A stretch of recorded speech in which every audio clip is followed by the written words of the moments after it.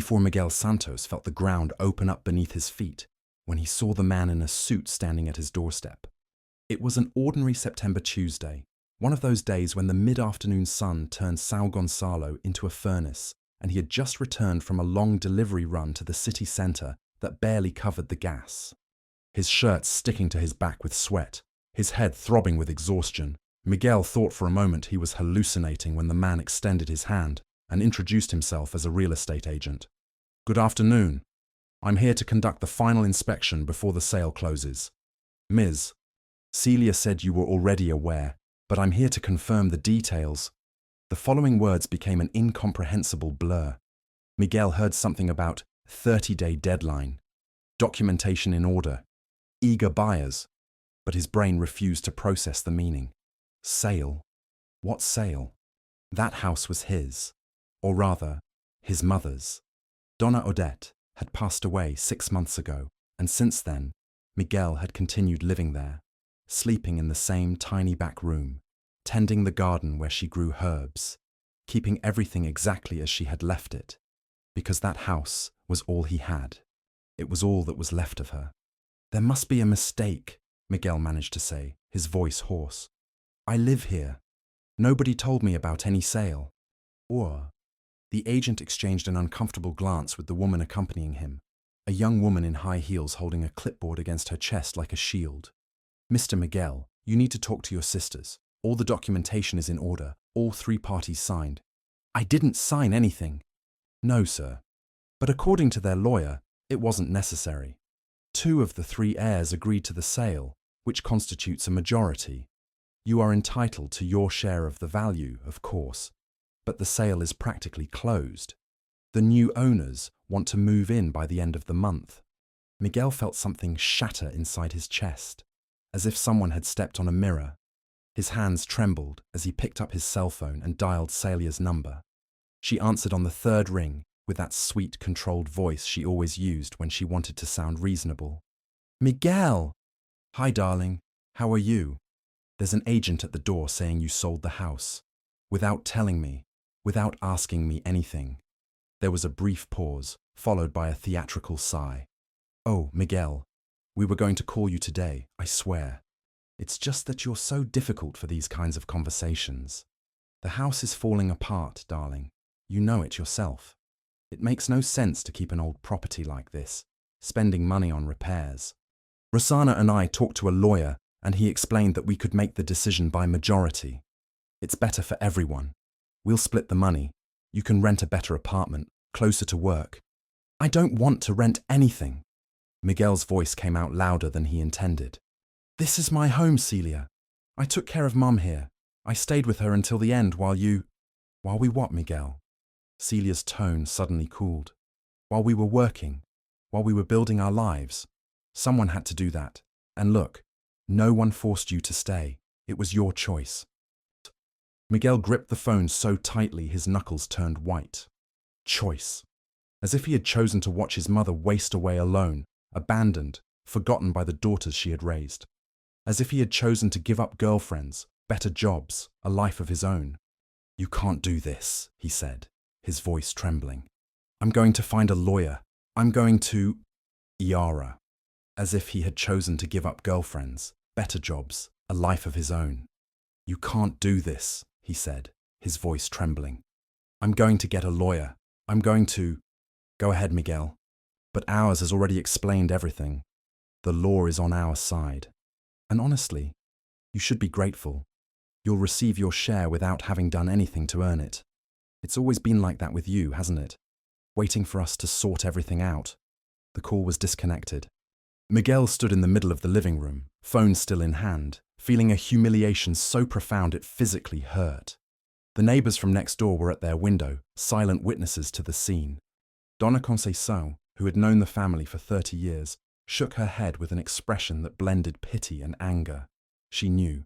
Probably everyone on the street already knew. Poor Miguel.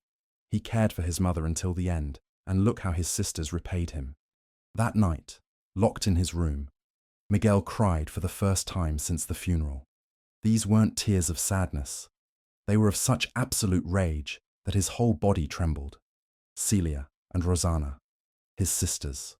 The same girls with whom he had shared that tiny space during childhood, with whom he had played in the yard, with whom he had learned to read on nights when the power was out, and Donna Odette gathered everyone around a candle. How had they become so cold, so cruel? Or had they always been this way, and he had simply never wanted to see it? The days that followed were a blur of despair and helplessness. Miguel sought out a cheap lawyer who worked in Praça do Pacificador, a weary man who barely looked at him before confirming the obvious. Yes, technically 2 heirs could sell the property against the will of the third. Miguel could try to sue, of course, but it would take years and cost money he definitely didn't have. His sisters knew this. They had calculated every detail, coldly, methodically, as if they were closing any business deal and not destroying their own brother's life. For 3 weeks, Miguel barely left the house. He stopped accepting rides on the app. He stopped responding to messages. He lay in bed, staring at the cracked ceiling of his room, remembering all the times he had put his life on hold because of that family. All the girlfriends who said they couldn't continue because he never had time, always had to rush home to care for his mother. All the jobs he had turned down because the hours didn't allow him to be present when Donna Odette needed him. All the dreams he had shelved, all the possibilities he had let slip away. And in the end, for what? To be treated like trash by his own sisters. It was in the 3rd week, with only 7 days left until the eviction deadline, that something inside Miguel shifted. He woke up on a Friday morning, looked around the room where he had grown up, and felt a strange determination. If he was going to lose that place, at least he wouldn't lose it without trying to fix it. Perhaps it was a foolish impulse, a desperate attempt to maintain some control over the situation. Or perhaps he simply wanted to bid farewell to those walls with dignity, to make them beautiful one last time in Donna Odette's memory. He started with her room, which had been closed since her death. The door resisted slightly when Miguel pushed it, as if the room itself had been sealed by sadness. The scent of lavender and rosemary still lingered in the air, mixed with that musty odor that settles in places where no one enters anymore. The lace curtains were yellowed with age. The bed still made the way Miguel had left it on the day of the funeral. On the bedside table, a photo of a young Donna Odette, smiling in a floral dress. Lace curtains were yellowed with time. The bed still made just as Miguel had left it on the day of the funeral. On the nightstand, a photo of Donna Odette when she was young, smiling in a floral dress. Miguel opened the windows, letting the warm September air fill the space. He began to take the pictures off the walls. Images of saints, a framed Holy Family, a wooden crucifix that had belonged to his grandmother. Donna Odette had always been religious, but with a silent faith that didn't need to be displayed. She prayed softly before sleeping, lit candles on difficult days, but had never forced anything on her children. It was when he removed the large Holy Family picture, which hung behind the headboard of the bed, that Miguel saw it for the first time. A strange crack in the wall, running vertically for about half a meter, covered for decades by yellowed wallpaper that was starting to peel at the edges. Curious, he ran his fingers over the surface. The paper yielded easily, revealing a deeper crevice than it had appeared. And inside this crevice, tucked between the plaster and the bricks, was something wrapped in old plastic and dried adhesive tape. Miguel's heart raced. He pulled the package out carefully, feeling its unexpected weight. It was a thick, brown envelope, stained by dampness. His hands trembled as he tore the plastic and opened the envelope. Documents, many documents. There were old certificates, yellowed with time.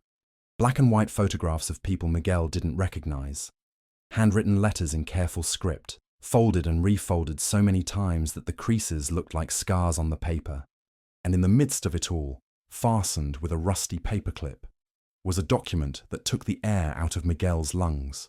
A deed of ownership for a plot of land in Maricá, registered in the name of Odette Maria Santos, dated 1987. Miguel read and reread, unable to process it. His mother had never mentioned owning another property. Never. They had lived their whole lives cramped in that old house, always short of money for everything, always improvising, patching things up, surviving with the bare minimum. How could she have a plot of land in Maricá and never have said anything? Why hide that? He opened one of the letters. The handwriting was masculine, firm, and slanted. My dearest Odette, the sea today was just the way you like it, calm as a mirror. I stayed on the sand until sunset, thinking of you, of us, of the future we will build together. The land is already registered in your name. It's ours, my love, yours and our sons.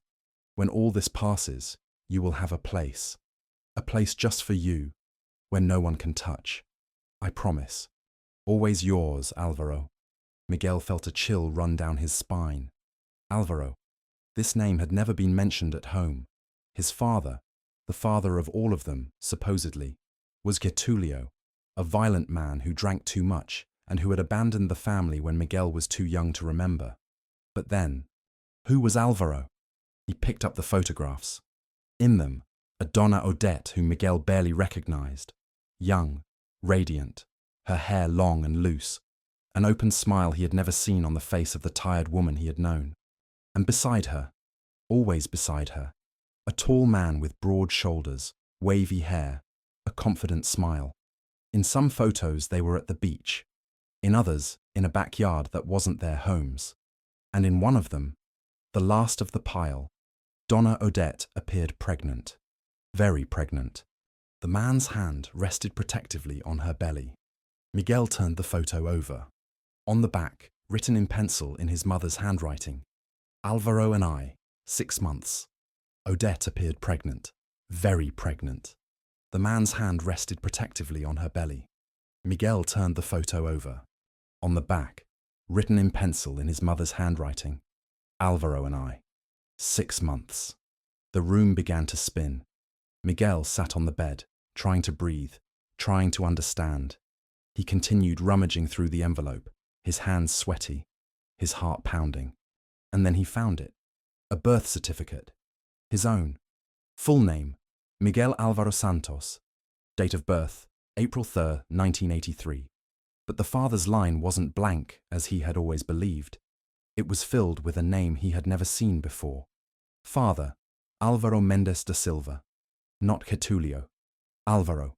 Miguel wasn't the son of the same father as Celia and Rosana. He was the son of another man. A man his mother had loved enough to keep letters, photographs, and memories hidden for 4 decades. A man who, according to the writings, had promised to protect them. A man who had left a piece of land in Donna Odette's name. And then, a question crossed Miguel's mind with the force of a lightning bolt. What else had his mother hidden in that house? Miguel spent the rest of the day turning that room upside down. He tore off more pieces of wallpaper, poked into cracks in the walls, and ran his fingers over every centimetre of surface looking for more hiding places. And he found one. Behind the wardrobe, in a gap between the wood and the wall, was another smaller envelope, wrapped in plastic. Inside, more letters from Alvaro, these more recent, dated 1984. Odette, I know you're afraid. I am too.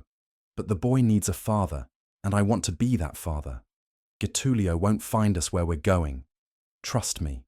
My love, I understand your hesitation. I know you worry about the girls, but they'll understand one day. You deserve to be happy. You all deserve to be happy. Please don't give up on us. Don't give up on what we have. Miguel felt as if he was putting together a puzzle with missing pieces. Donna Odette was with Alvaro while still married to Getulio. Celia and Rosana were Getulio's daughters, but Miguel was Alvaro's son. And by the tone of the letters, Alvaro wanted her to leave everything behind and start over with him. But something had prevented that from happening. Something his mother had never told. That night, Miguel couldn't sleep. He reread the letters, studied the photos, trying to understand the woman his mother had been before she became the tired and silent woman he had known. There was a sadness in Donna Odette that he had always noticed, but never questioned. That way she sometimes looked out the window, lost in thought, as if she were in another place, another time. Now Miguel understood. She was remembering Alvaro. She was remembering the love she had lost. But why? What had happened to him? The answer began to emerge when Miguel found a third letter. This one different from the others. It was torn at the edges, stained, the ink blurred in some spots as if it had been wet with tears. And the handwriting, usually so firm, was shaky, desperate. Odette, I don't have much time. Getulio found out everything. He knows about the boy. He knows about us. He found me at work yesterday. He said he'll kill me if I get near you again. He said he'll kill you too, and the boy. I believe him, Odette. I saw it in his eyes. He's capable. The land is in your name. The documents are safe. It's for you and Miguel. If something happens to me, you have somewhere to go. Sell it if you need to. Stay if you can. But promise you'll take care of our son. Promise you'll tell him who his father was. I love you. I'll always love you. Alvaro. You have somewhere to go. Sell if you must. Stay if you can. But promise me you'll take care of our son. Promise me you'll tell him who his father was. I love you. I will always love you. Alvaro. The letter was dated March 15, 1985. Miguel was 2 years old at the time. And after that letter, there were no more. Miguel's hands trembled as he held the paper. Getulio had threatened Alvaro, threatened to kill him. And after that letter, Alvaro had vanished from Donna Odette's life, leaving only a plot of land and a trail of unfinished promises. Miguel didn't want to think about what that meant. He didn't want to believe that the violent man who had been his supposed father for years could have done something so terrible. But the pieces fit together too ominously to be ignored. Over the next 3 days, Miguel scoured every corner of that house with an obsession bordering on madness. He ripped out baseboards, lifted floorboards, opened drawers that hadn't been opened for decades. The house began to resemble a construction site, with rubble scattered through every room, holes in the walls, furniture overturned. The neighbors watched, concerned, but no one dared to ask. Miguel Santos, always so polite and serene, was possessed by something they didn't understand. And he kept finding things. In the kitchen cabinet, wrapped in an old cloth inside a Maria cookie tin, were antique jewels, a gold necklace, pearl earrings, a diamond ring. They weren't expensive pieces, but they had value. Why had Donna Odette never sold them during hard times? Why had she hidden everything as if they were untouchable treasures? Underneath the loose floorboards in the hallway, Miguel found an envelope with old money. Cruzeros, cruzados, banknotes that were no longer worth anything, but showed how much Donna Odette had tried to save over the years.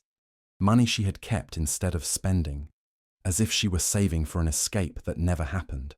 And then, on the morning of the 28th day, 2 days before the deadline to vacate the house, Miguel remembered a place he hadn't yet explored. The cellar. It was a tiny, forgotten space under the stairs, so small that a person could barely crouch inside. Donna Odette had always said there were only old boxes there, and it wasn't worth bothering with. But now Miguel doubted everything his mother had said. He forced open the small wooden door that led to the cellar, feeling the smell of mold and damp earth invade his nostrils. He turned on his phone's flashlight and squeezed inside, crawling on his knees. There were indeed some old boxes, full of moth-eaten clothes and ancient magazines. But at the very back, leaning against the brick wall, was a different wooden box.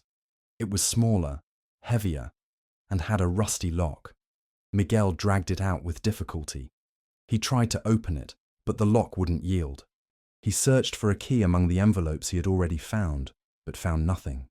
Frustrated, he grabbed a screwdriver and forced the latch. The wood gave way with a snap, and the lid opened. Inside, neatly organized, were more documents. But these were different. There were yellowed newspaper clippings, carefully cut out and pasted into a notebook. Miguel picked up the notebook, his hands sweating, and began to read. The first news item was from Jornal do Brasil, dated March 21st, 1985. Man's body found in Guanabara Bay. V4 notebook. Miguel picked up the notebook, his hands sweaty, and began to read. The first news clipping was from Jornal do Brasil, dated March 23rd, 1985. Man's body found in Guanabara Bay. The body of Álvaro Mendes da Silva, 28 years old, was found floating in Guanabara Bay yesterday morning. According to the police, the man showed signs of violence and had been in the water for about 3 days. The family was notified, but so far, no one has come forward to identify the body. The case is being investigated as a homicide. Miguel felt the ground disappear beneath his feet. Alvaro hadn't simply abandoned Donna Odete. He had been murdered. 6 days after writing his last letter. 6 days after saying that Getulio had threatened him. Alvaro Mendes da Silva had appeared dead in Guanabara Bay. There were more clippings. One about the burial, held in a cemetery in São João de Meriti, with few people present. Another about the investigation, which was closed for lack of evidence. And a final, smaller, almost illegible one, about Getulio Santos being arrested in 1986 for public assault. Nothing that directly linked him to Alvaro's death. But Donna Odete knew. She had always known. And beneath all the clippings, at the bottom of the box, there was a will, handwritten, on lined paper, with Donna Odete's trembling but firm handwriting.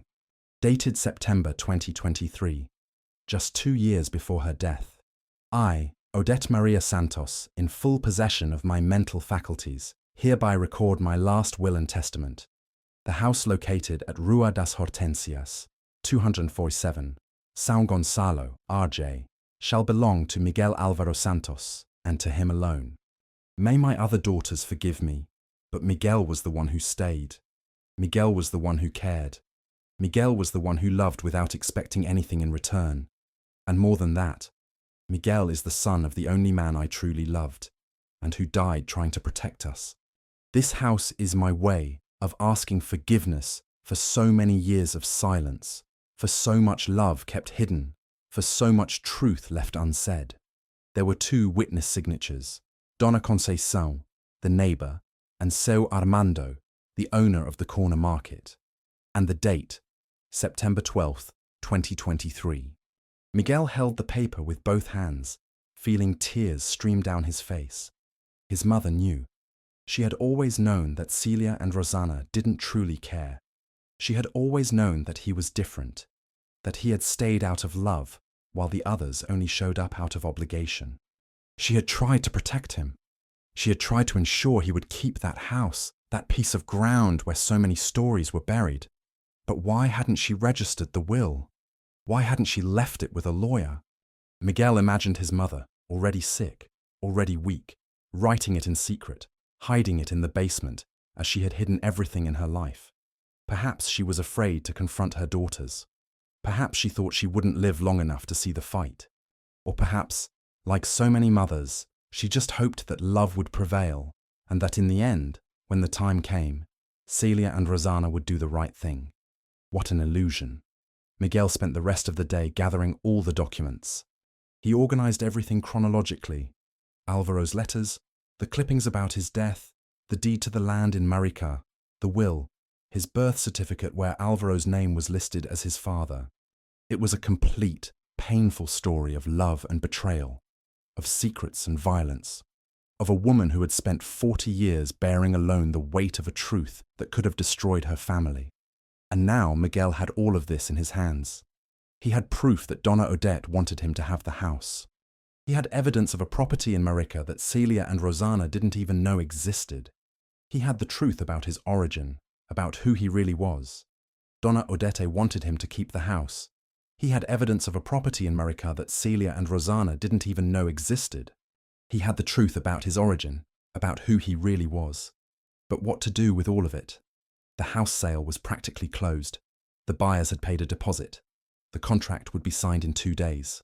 Even with the will, even with the evidence, Miguel knew that facing his sisters in court would take years and cost a fortune he didn't have. That's when the phone rang. It was Rosanna. Miguel, Celia and I are coming over tomorrow morning. We need to settle the final details of the sale. I have the papers for you to sign regarding your share of the money. You don't have to be difficult this time, okay? It's for your own good. You don't need to come, Miguel replied, his voice surprisingly calm. I've already sorted everything out. What do you mean, sorted out? I'm staying in the house. There won't be a sale. Rosanna gave a short, nervous laugh. Miguel, we've already talked about this. You don't have a choice. The sale is already... Come tomorrow. Bring Celia. We need to talk. And come prepared. He hung up before she could reply. That night, Miguel didn't sleep. He sat at the kitchen table with all the documents spread before him, reading and rereading every word, every phrase, every fragment of his mother's secret life. Outside, the São Gonçalo hillside was silent. Only the distant sound of a dog barking and the wind blowing through the cracks of the old window. Donna Odette had kept all of it for a reason, not just to protect Miguel, but also so that one day the truth would come out. So that one day people would know that she had loved, that she had suffered, that she had sacrificed an entire lifetime of happiness to keep the family together, even when that family didn't deserve it. And now Miguel would be her voice. He would be the one to tell the story she had never had the courage to tell. When the sun rose the next morning, Celia and Rosanna arrived together in an imported car that completely contrasted with the simple, potholed street. They came prepared, Celia with a folder full of documents, Rosanna with that poorly disguised expression of impatience of someone who has more important things to do. Both stopped at the door upon seeing the state of the house.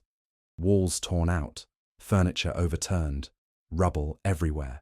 "My God, Miguel, what have you done here?" Celia looked horrified. "The house is destroyed. The buyers will back out if they see this." "Come in," Miguel said, his voice firm and cold. "Sit down." The two exchanged a suspicious look, but entered. They sat in the living room, in the same chairs where they used to sit when they visited their mother. Miguel stood, arms crossed, and for the first time in his life, he felt he was in control. "Before anything else," Celia began, opening her folder, "I need you to sign these documents. It's the receipt for your share of the sale. 42,000 rays. It's not much, I know, but considering the state of the house—" "There won't be a sale," Miguel interrupted. Rosanna rolled her eyes. "Oh, Miguel, stop it. We've already explained that." "I know exactly what you explained, but it turns out I found some things in the last few days. Things you don't know. Things that change everything." He pushed the handwritten will across the table. Celia picked up the paper, read it in silence, and her face gradually paled. This isn't valid," she said, her voice trembling. "It wasn't registered with a notary. It has no legal value." Then, Celia picked up the paper, read it in silence, and her face gradually grew pale. This isn't valid," she said, her voice trembling. "It wasn't registered with a notary. It has no legal value. It was handwritten by our mother, signed by her, and witnessed by two credible people," Miguel replied. "And there's jurisprudence that recognizes holographic wills when there is sufficient proof of the testator's intent." "Since when do you understand jurisprudence?" Rosanna scoffed. "Since I spent the entire week studying. And there's more." Miguel placed the deed to the land in Maricá on the table. The two looked at it, confused. "What is this?" "A piece of land Mom owned. You didn't know, did you?" "Nobody knew. She hid it for 40 years. And it's registered solely in her name, which means it's part of the inheritance, a plot of 3,000 square meters in Maricá, in an area that today is worth—" "That's a lie," Celia interrupted, but her voice came out thin, insecure. "You can verify it. The registration is here, with the enrollment number and everything. You can go to the notary's office to confirm." A heavy silence fell. The two sisters exchanged nervous glances, calculating, trying to understand how this changed the game. "And there's one more thing," Miguel continued, his voice growing lower, more dangerous. "I found out who my real father is. I found out what happened to him. I found out everything Mom hid all these years." He pushed Alvaro's letters, the photos, the newspaper clippings. Celia picked everything up with trembling hands, her eyes scanning the words. Rosanna read over her shoulder, her expression shifting from disdain to genuine shock. "You think you can treat me like trash," Miguel said, his voice controlled but laden with cold anger. "You think you can sell this house, throw me out on the street, keep everything while I'm left with nothing. But this house is more than bricks. It's our mother's story. It's the only place where the love she felt still exists. And you want to destroy that for money." "Miguel," Celia began, but he raised his hand. "No, now you're going to listen to me. You're going to cancel this sale. You're going to let me stay in the house. And regarding the Maricá land, when it's sold, we'll divide it into 3 equal parts. But the house stays with me." "And what if we don't agree?" Rosanna asked, trying to sound defiant but failing miserably. Miguel smiled. It wasn't a pleasant smile. Then I'll go to court.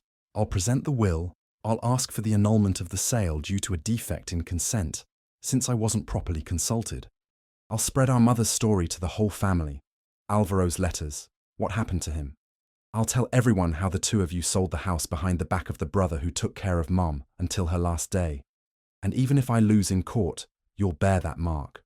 Everyone will know what kind of people you are.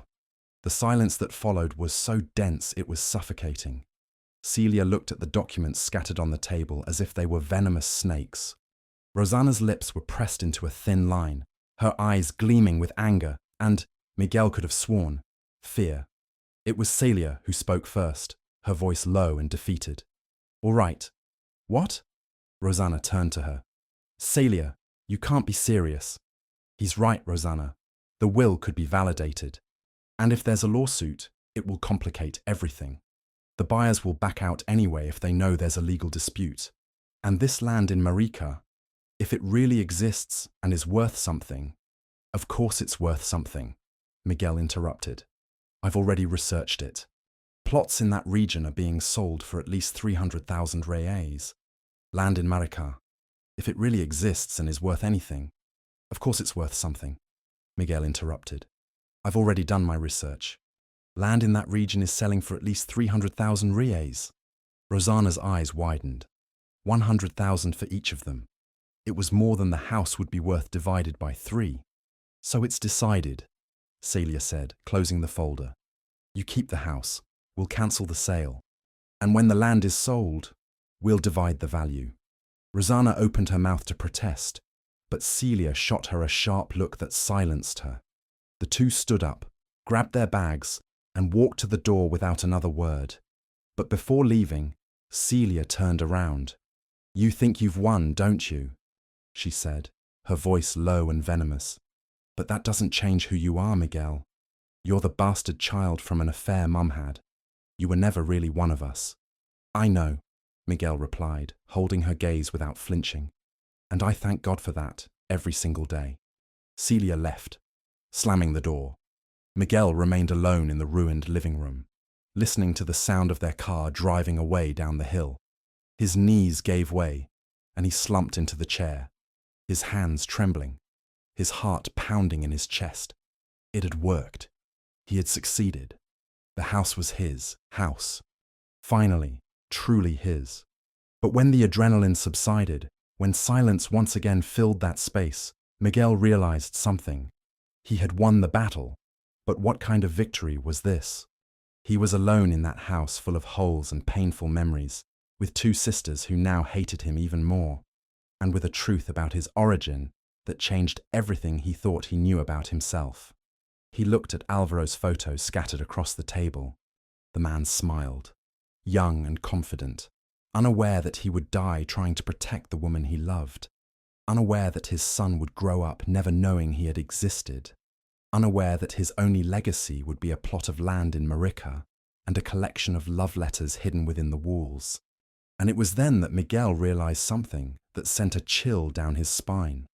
There was one last letter he hadn't read yet.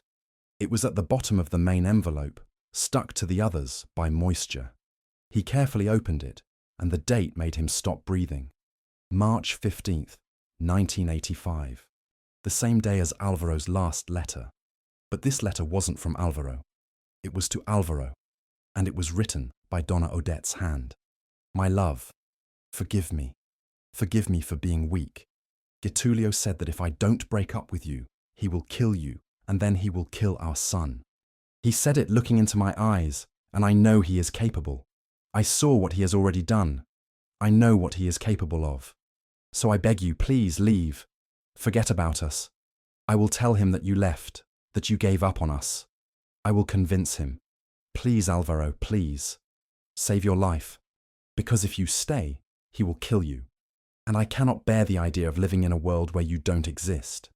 But if something happens to you, if he finds you before you escape, I want you to know, you were the only man I truly loved. And Miguel will grow up knowing this. One day, when it's safe, I will tell him everything. I will tell him who his father was. I will tell him that you were good, that you loved us, that you tried to save us. I love you. I will always love you. Odette. The letter had never been sent. Miguel felt something shatter inside him. His mother had written that letter, tried to warn Alvaro, tried to save him, but he probably never received it. And 3 days later, his body appeared in Guanabara Bay, and shatter within him. His mother had written that letter, tried to warn Alvaro, tried to save him, but he had probably never received it. And 3 days later, his body had appeared in Guanabara Bay. Getulio had carried out his threat. Alvaro had died, and Donna Odette had spent the next 40 years living with that burden, that guilt, that love kept in cracked walls and hidden envelopes. And worst of all, she had never told Miguel the truth. She had died taking the secret with her. Why? Why not tell him? Why let him grow up believing he was the son of a monster instead of a man who had died trying to protect them? That's when Miguel heard a noise in the backyard. Footsteps. Slow, deliberate. He stood up, his heart racing, and walked to the window. Outside, standing next to the jabuticaba tree that never bore fruit, there was a man, an old man, bent with age, with white hair and hands stained by time. And when he turned, Miguel saw his face and recognized the eyes. They were the same eyes from the old photographs, the same eyes that had looked at Donna Odette with so much love. Alvaro was alive. Miguel couldn't move. His feet were rooted to the kitchen floor as he watched the man in the backyard through the fogged window. It was impossible. Alvaro Mendes da Silva was dead. There was a newspaper clipping proving it. An identified body. A burial. But those eyes. The old man took a step towards the house, hesitant, as if unsure whether he should be there. Miguel finally moved. He stumbled across the living room, opened the back door, and stood on the threshold, his legs trembling. Who are you?" His voice came out hoarse, almost inaudible.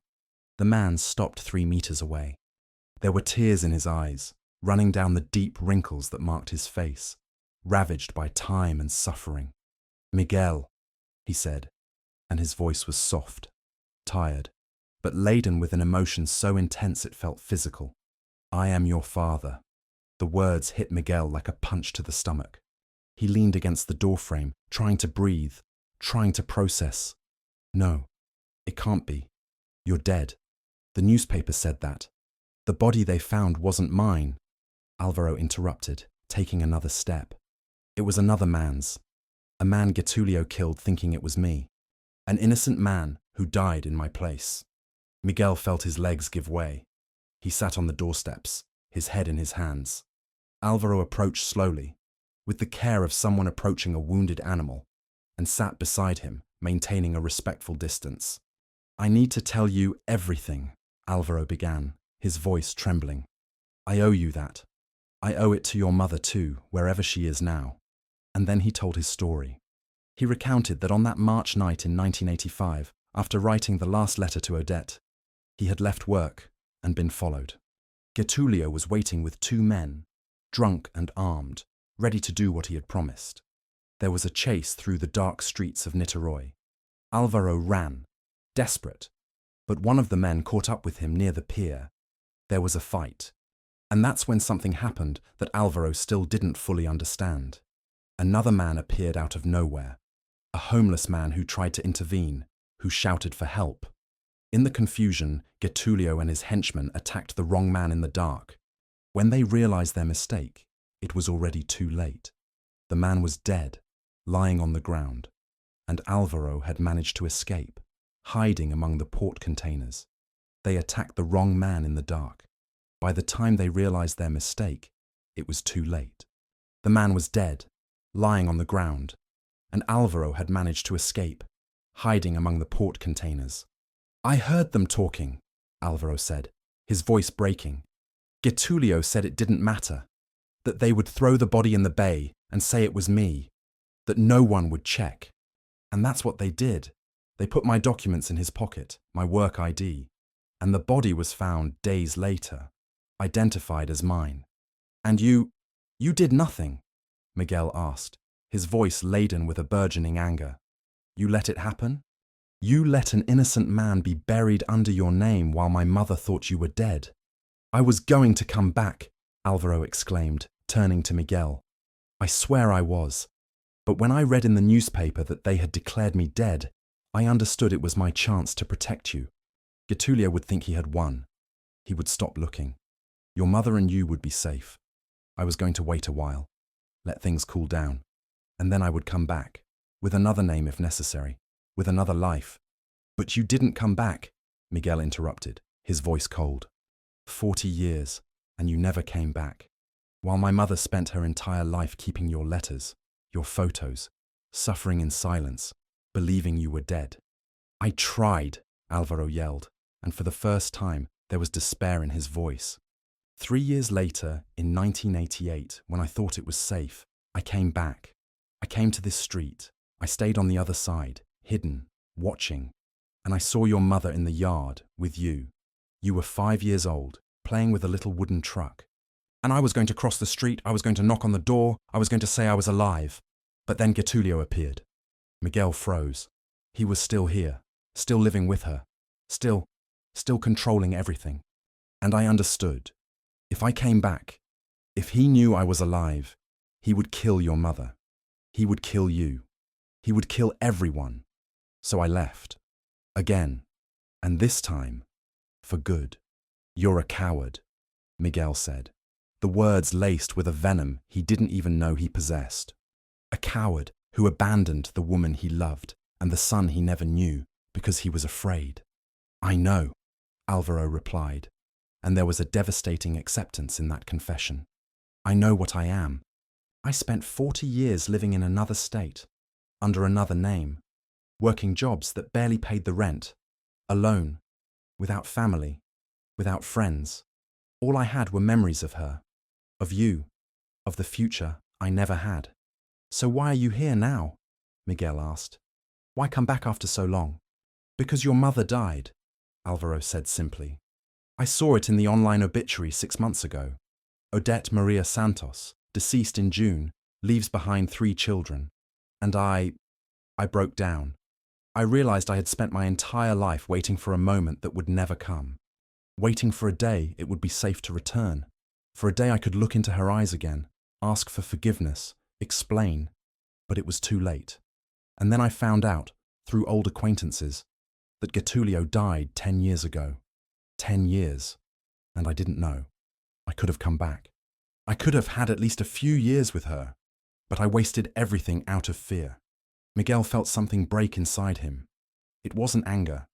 It was something worse. It was a sadness so profound it physically hurt. A pain for everything that could have been and wasn't. For all the wasted lives. For all the love that died, not because it had to, but because people were weak, because they were afraid, because they chose silence instead of courage. V4 it was, for all the wasted lives, for all the love that died, not because it had to die, but because people were weak, because they were afraid, because they chose silence instead of courage. She left letters, Miguel said, his voice breaking. She left photos.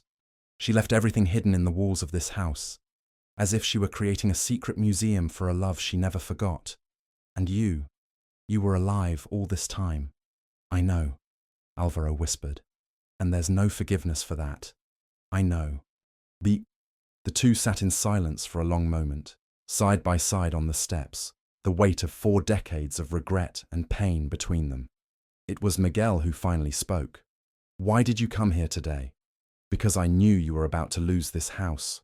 I have a friend who lives 2 streets down. She told me about your sisters, about the sale. And I couldn't let that happen. I couldn't let the only thing Odette had be taken from her son. From our son. You have no right to call me that, Miguel said. But there was less anger in his voice now. Just weariness. I know, but it's the truth. You are my son, Miguel. And I know I don't deserve anything from you. No forgiveness. No chance. But I came to help you. The land in Maricá. I bought it for Odette when we were still together. I gave it to her as a gift. Put it in her name so no one could take it away. It's worth a lot of money now, and it's yours, completely yours. How do you know that? Because I never stopped following from afar. I never stopped trying to care, even if it was only with my heart, even if it was useless and pathetic.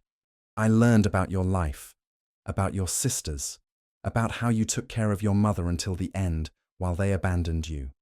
And I came to tell you, you don't have to share anything with them.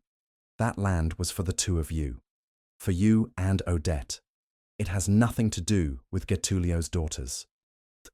Miguel slowly turned to look at the man beside him.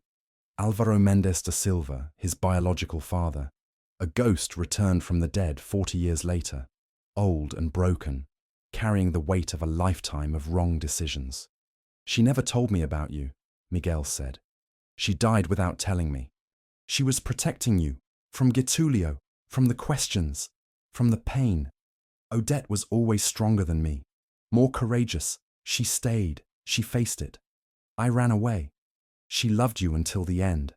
I don't deserve that.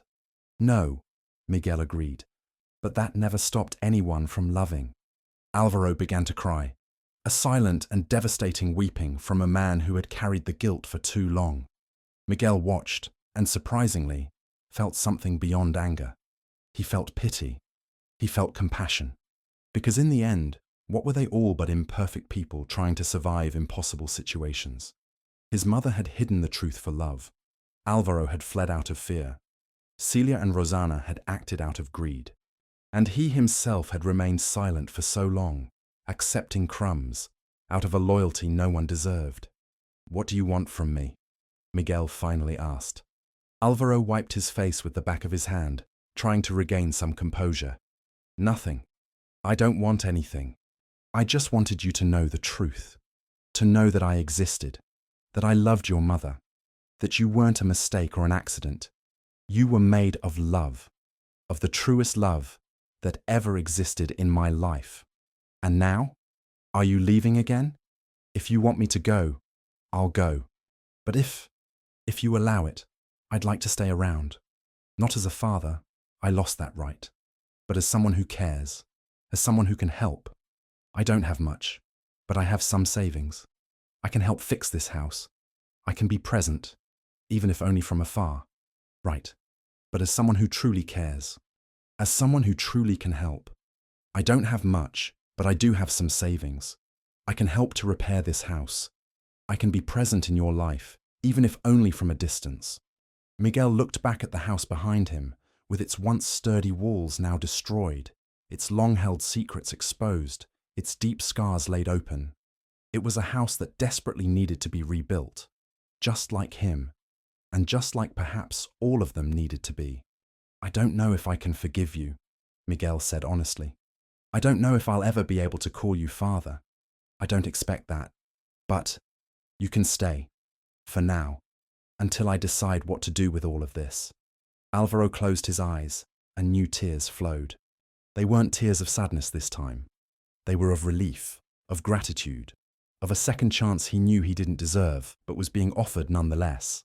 In the months that followed, the house on Rua das Hortensias slowly began its transformation. Alvaro appeared every single day, always early in the morning, equipped with old tools and an infinite wellspring of willingness. Together, he and Miguel meticulously fixed the walls, carefully painted the rooms, and systematically replaced the old worn floorboards.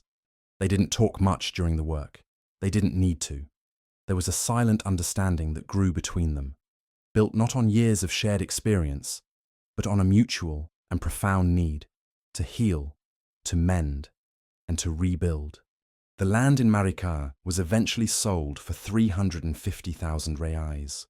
Miguel offered a significant portion to Celia and Rosanna, not because he believed they deserved it, but because he consciously chose to be better than them. They accepted the money in silence and were never seen again.